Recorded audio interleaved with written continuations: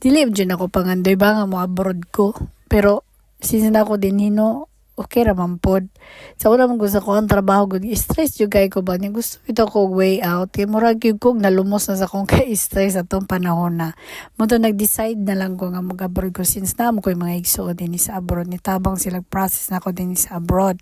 Akong plano jud sa una kay mo abroad lang ko 3 to 4 years para makatigom ba kay gusto jud ko kayo mag-business. Unya unsa na pagamot ako din kay buntis man day ko. So dinhin ako nanganak, diri na ako napadako akong anak since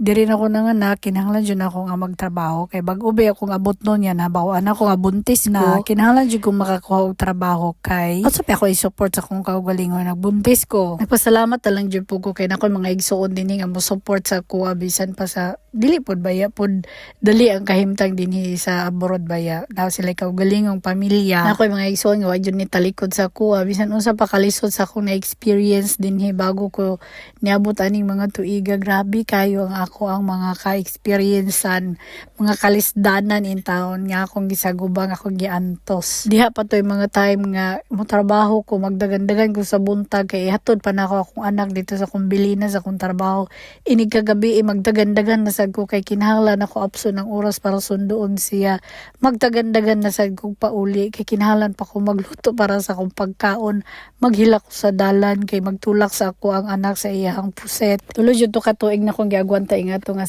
sitwasyon hanton nga nag-kinder na siya ibili na lang ako siya alas 7 sa buntag sa school balikon na lang ako siya sa gabi sa alas 7 pod kapait gyud.